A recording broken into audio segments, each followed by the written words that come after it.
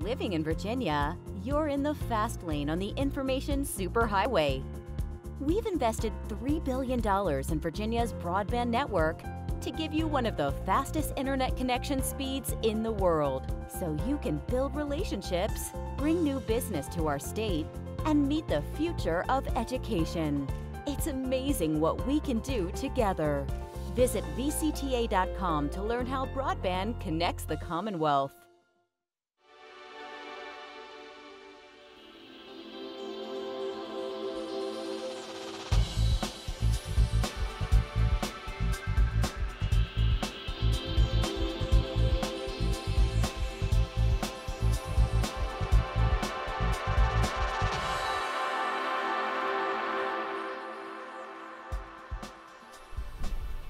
From the General Assembly and the City of Richmond, I'm Woody Evans for Cable Reports, brought to you by the VCTA Broadband Association and Comcast, connecting Virginians to our government. Please welcome Delegate Chris Runion. Good to see you, sir. So nice to see you, Woody. I really appreciate you all taking the time to offer this to us and being able to outreach with our community and our constituents and the Commonwealth.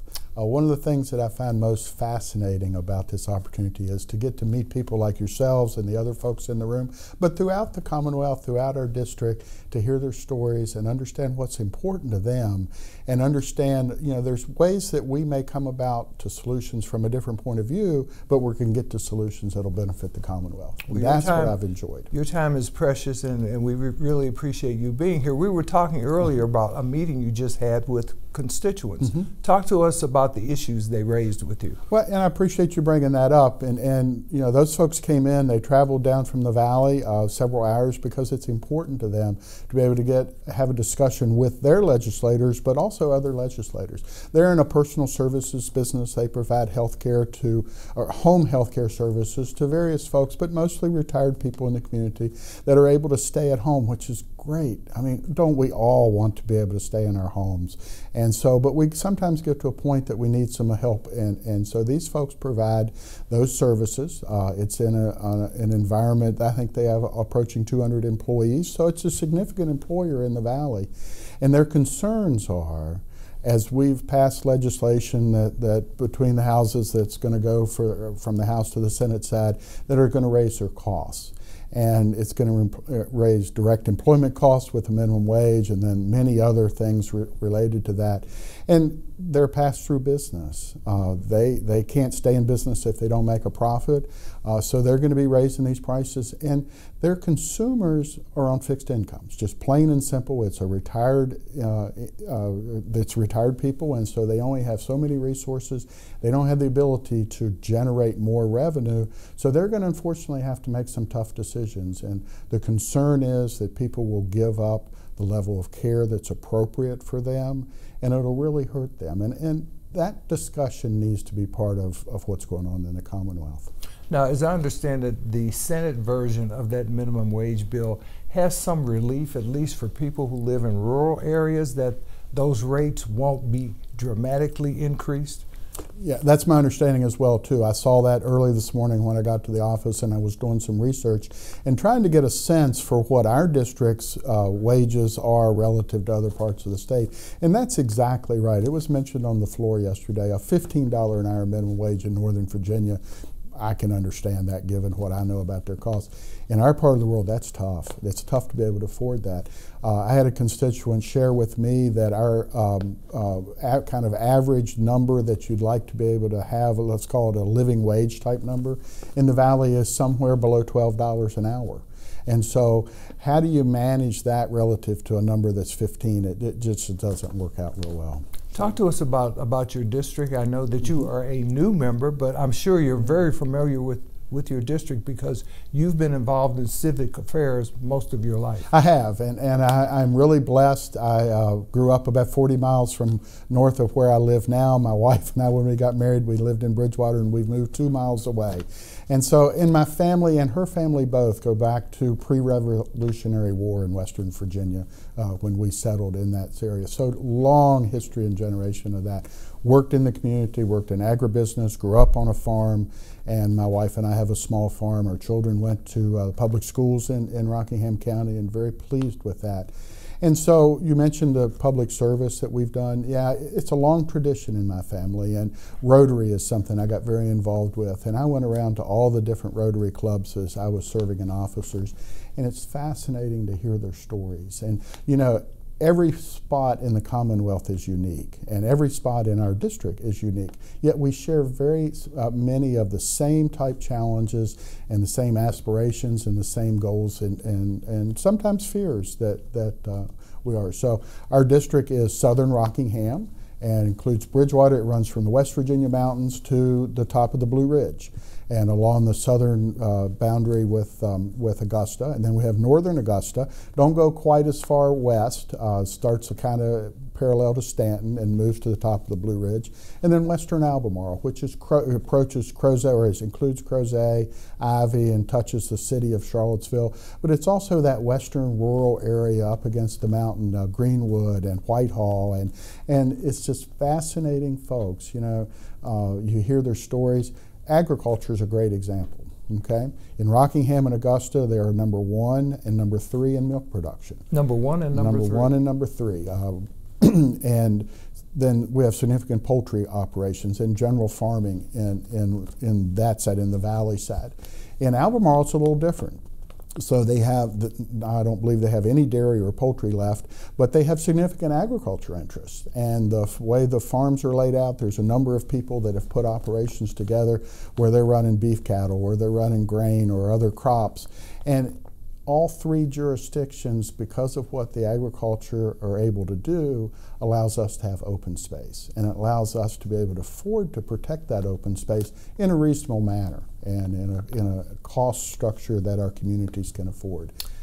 Talk to us a little bit more about agribusiness. I don't think most people understand how significant an industry that is and what it contributes to the economy of the Commonwealth. Well, absolutely. Agriculture, including forestry, is the largest business in the Commonwealth. I don't remember the numbers. I was at a forestry association meeting that were sharing that, but it's significant. The number of jobs in both forestry and agriculture, you move those together, and it really is a driver, and it's a spinoff. It's the reason we have many of the services and many of the other businesses that agriculture depends on to get their service. It's an employment base. It's tremendous opportunity. It is great to be able to talk to, I visited some 4-H'ers. They came by the office. It was about 40 of them from Albemarle County and city of Charlottesville the other week. And to hear those stories of why those kids are involved in agriculture and the opportunities they're learning, leadership, they're learning the ability to take responsibility, take care of animals, run projects, learning many different things. And so again, that's something that ties into our agricultural heritage. The amount of revenue that's created that allows people to stay on their farms and to be able to maintain the lifestyles that they want. And it protects our rural heritage so that we don't become an urbanized area, much like Northern Virginia. My grandparents were from Loudoun County. My grandfather into the 60s was a poultry and dairy farmer in Loudoun County. I just heard today there is 1 dairy farm left in Loudoun County. Only 1 left. Right. And in the 50s, it was a leading dairy county in the Commonwealth. Wow. What about new technologies that assist in agribusiness? I see that you serve on the Communication Technology and Innovation Committee. Yeah. Broadband's an exciting part of that. And it matters to our agriculture community, but it also matters to everyone in our district. I've got folks that live in the western part of Albemarle that they don't have adequate broadband service. So they have to drive down to Crozet or to some other area that has a public broadband service. They sit in their car and do their work. And so we're going to work hard to deal with that. There was a number of pieces of legislation that dealt with right-of-ways and easements. And I think we've moved forward in a fair and equitable manner to provide those services. And I think there's still more discussion to go, but I'm very supportive of the expansion of the broadband fund And you'll notice that in our district, a number of communities have picked up received grants that has allowed them to provide that service. I'm really proud of a community in Augusta called New Hope. And the New Hope Telephone Cooperative, a more than 100-year-old traditional telephone service, figured out the world had changed and they needed to be digitized, and then their next step was they needed to provide world-class broadband service to their community. Fairly narrow population, I think it's 1,400 homes that they serve, but they're going to have better broadband service than most of us in the Commonwealth, and I think they're about 70% done, and it's a phenomenal thing. It's a public-private arrangement, some federal grants and some federal loans, and then some stuff they put together and some community support, and I think it's probably a model of a direction the Commonwealth can go, and how can we bring the various stakeholders together to solve these problems. Now you mentioned dairy. I know that you've been working on some proposals to ensure that consumers can make an informed choice about what they're buying in terms of milk. Absolutely, and it was quite interesting to read as you investigated that there is significant difference in nutritional values between milk, dairy products, and non-dairy beverages. And yet the consumer, the studies show the consumer does not make that, excuse me, does not make that connection. 53% of the consumers felt that nut-based beverages had the same nutritional profile as milk. So pediatricians, there's a study, I believe from the American Association of Pediatrics, that said they're seeing nutritional deficiencies in children because of misunderstandings by the consumer. So that was important to us. The other part of that is the dairy industry's had a tough time in the last 5 years for lots of different reasons. It's a labor-intensive, 7-day-a-week, 24-hour-a-day almost operation. It's capital-intensive. The dairy farmers have really had a tough time of it. And one of the reasons is there's been a declining consumption of fluid milk products. And so we just wanted to make sure the consumer could make an informed choice, an informed decision, know the difference. And there are people that need to drink non-dairy products, there's no doubt. And there's people that choose to drink non-dairy products. And that's great. Just make sure that you understand what the difference is. And that gives a fair shake to the dairy farmers. Is there any potential for the production of hemp in your district? There is. We have a number of constituents that either are doing it on a small scale or they will be doing it. And so I know there was some legislation that was passed recently to allow the smoking of hemp products. Now, you know, I'm not necessarily a proponent of smoking, but I'm a proponent of choice. And so if choice in that venue. And so those folks, I went ahead and voted for that bill. And that'll give another opportunity for agricultural-based expansion of the economy. The other hemp for fiber and then oils, there are people out there that are invested in significant amounts of money and time into these. And these are not huge conglomerates. These are father-son operations. These are poultry operations that the buildings have probably outused their lifespan, and so now they're being repurposed. And isn't that a great opportunity? Instead of tearing something down and burying it in the ground, here we can use something that'll help create income and keep folks on the farm. You've got some beautiful country in your district. To what extent does tourism contribute to the economy? Yeah, tourism's a significant, and it's quite interesting because it's traditional tourism. And you know, the valley has had caverns, Shenandoah Valley National Park, Charlottesville, Albemarle. You know, that's a world destination with UVA and with Monticello and the rest of the history in our region. We have a significant amount of folks that travel in all over the country, all over the world to study the Civil War. And so that is, let's call that traditional. What's maybe the new component is the agritourism, the wineries, the breweries, the distilleries, and that part of it. But also the agritourism experience. I've got two great friends that they partnered together. One was a traditional dairy farm that said, man, this is tough. We're going to start selling our own milk on farm and distribute it out. So it's a pasteurized product, but it's not homogenized and it's fresh. You know, it was in the cow yesterday type thing. And then there was a young man, he's a school teacher and coach. He was doing ice cream on the weekends. And he was so good at it that it became his full-time job. They partnered up, and now there's an ice cream shop on the dairy farm, and you'll stand in line. My legislative assistant, Patrick, he's from the Richmond area. I think that's his most favorite spot now in Rockingham County for him to visit with he and his wife. And but there's a good example of someone saying, I can't remain what I used to be. What are the opportunities that are available? The government got out of the way. You know, we allowed, our zoning worked for it, and our business development stuff type worked for him. And so we've basically created a new little industry with this agritourism, this agri-experience, where folks get to enjoy that part. It matters to the quality of life in our communities, and it also gives an opportunity to farmers to be able to again, maintain their farm. Young man from the Albemarle area, he runs a world-class bed and breakfast. Now, he's part of a very large farm operation there, cattle and grain and other crops, but he's got this, he and his wife have this significant bed and breakfast thing at the edge of Charlottesville. And it's an experience that you or I would never be able to participate in if Richard wasn't doing that. Now, what about the ability to attract high-tech businesses through Go Virginia, for example? Right. Are those kinds of things going on as well? They are. We're really blessed with excellent Go Virginia board in our region and community. Excuse me, the Shenandoah Valley Partnership, run by Jay Langston. It's based in Harrisonburg, and they've been instrumental in helping to address and bring in businesses that, you know, there's a couple of really widely successful stories that I want to tell. One is Merck. Merck, you know, world-class, operator, they chose to expand their operation in Elkton, which has been there since World War II. And they had other choices. They could have gone to New Jersey, where their corporate office is, and there was somewhere else, I don't remember which in the country, but they chose Elkton, Virginia. It's $1 billion. $1 billion is a lot of money. That's a lot of money. Right?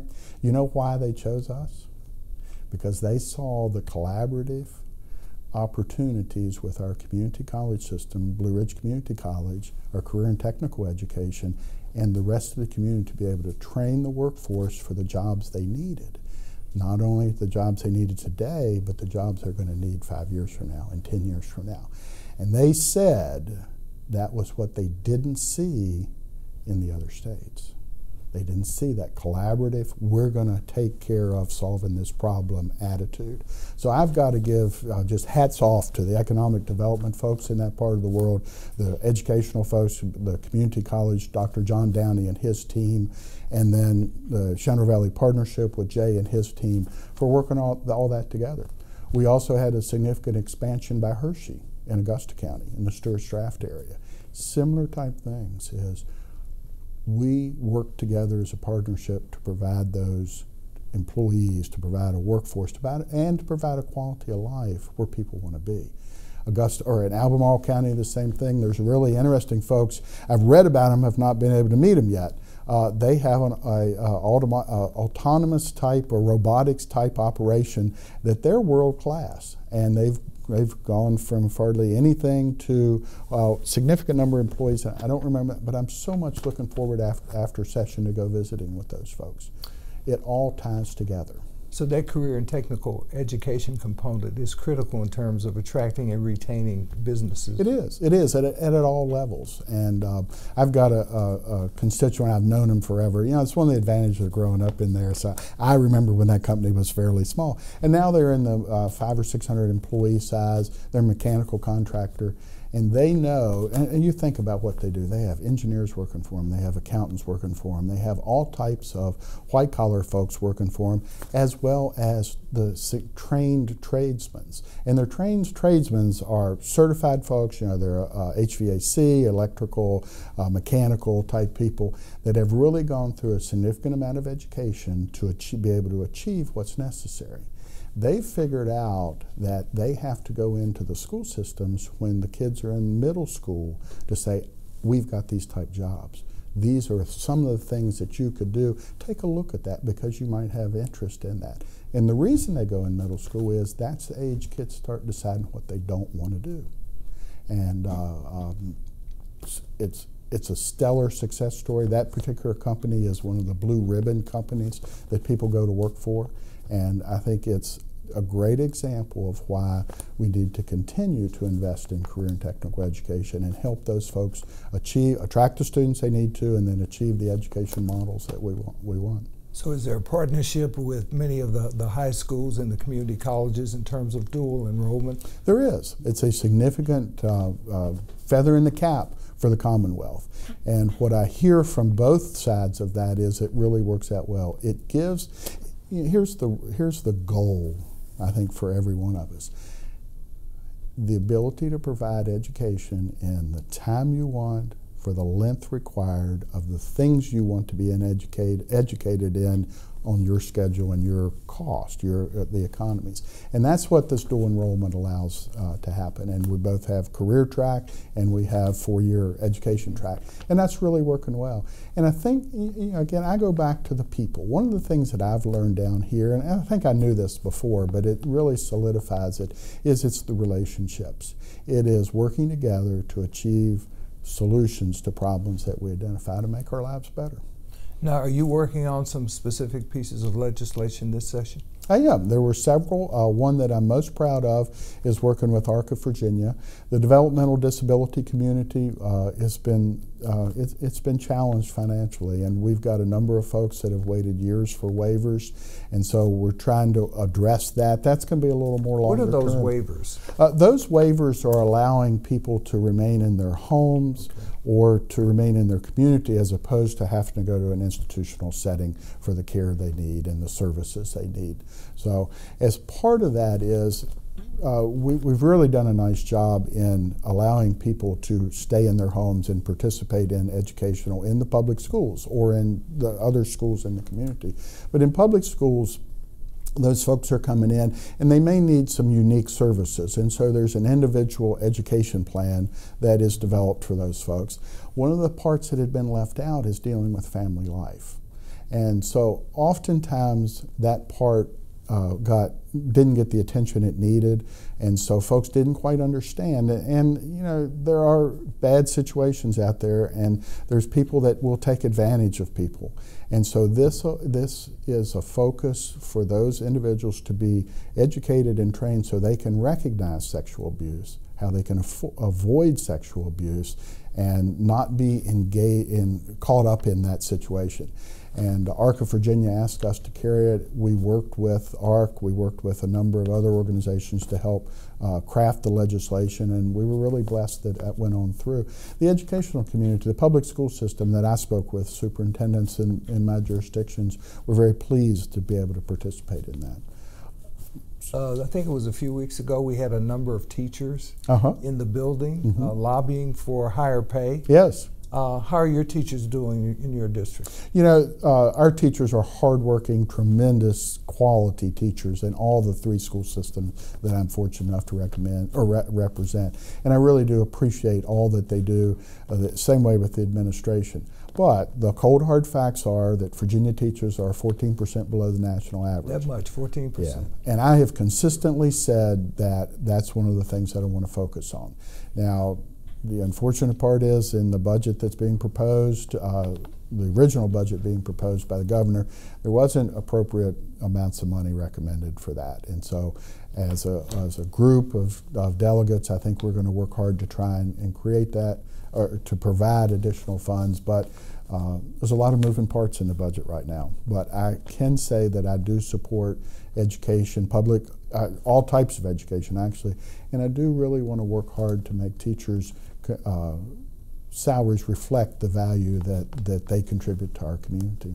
And apparently we've had an erosion in our lottery receipts as a result of these gray machines that have proliferated. Yeah, that's quite interesting. And I'm not a gambler, and so, but I see them all around. So I visited one day at lunch. I saw a guy, and he showed me how they're working and all like that. And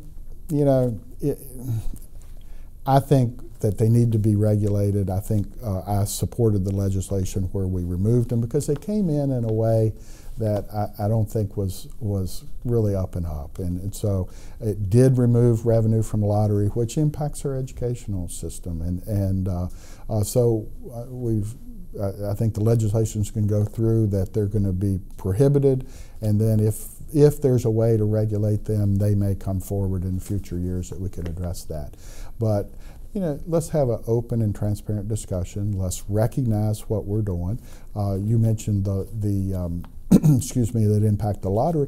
It also potentially could have impacted the horse industry, which is important to Western Albemarle. We now have horse racing in Virginia that's supported by historic horse racing entities that really allows for horse farms to be economically viable, that protects open space, it creates agricultural jobs, and it respects a tradition that Virginia has had for centuries now relating to the horse industry.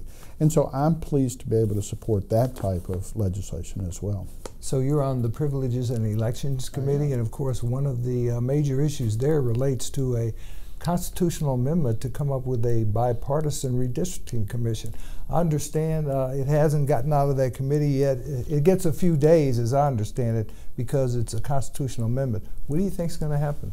Well, what I support to happen is a continuation of the legislation last year, and that is to put a constitutional amendment in place to provide for a non-political, non-partisan redistricting commission, which is the right thing to do. Our citizens deserve that. Our citizens should demand that. And so I'm very much supportive of that, regardless of how it impacts my district one way or another. And it's not my district, it's our constituents' district. And there can be things done that impact the way that they're represented, their abilities to access. And when it's all said and done, they're the ones that need to be driving the show. So they're the ones that need to be deciding how this is going to work. So I am hopeful that as a body we do what I will say that is the right thing, and that is move that constitutional amendment forward. And then give the citizens the right to vote, because it's a referendum-based opportunity. And so if they support that, then that's what we'll do. Got about a minute and a half left. Yes, I wanted to give you an opportunity to talk about transportation issues. Okay. You're along that I-81 corridor, and of course last session there was legislation dealing with that. There's a new gas tax that's about to be imposed. How do you think that's going to affect your communities? Well, a couple of things that I'd like to say, and I'll be sure to answer that question, is it's not just the I-81 corridor, it's the I-64 corridor. And what's happened in the last decade or so is the commuting traffic between the Waynesboro-Augusta County community and the Albemarle community has significantly increased. And my wife and I laughed, back in the day we never heard about traffic tie-ups on 81. Then for the last decade or so it was, this would happen on 81 or that. Now we're hearing about them happening at the Route 29 exit on 64, or the next over exit, or something on Afton Mountain, because the volume of traffic has significantly increased on that. So we need to address those. I am supportive of the projects on 81. Those are necessary, and I thought it was a measured response. My folks in the conservation community and I agreed on this, and in that 81 didn't need to have a wholesale change in today's environment. Let's fix the spots, and I've got a number of those in our district. Let's fix those spots and go forward on that. So we need to look at the whole picture and decide what's the appropriate way to solve that problem. Thank you for being here, Delegate Chris Runion. It's been a pleasure. Thank you. I appreciate that, Woody. You folks are great, and thank you for the service that you all provide the Commonwealth. Thank you for watching Cable Reports, brought to you by the VCTA Broadband Association and Comcast. Until next time, I'm Woody Evans.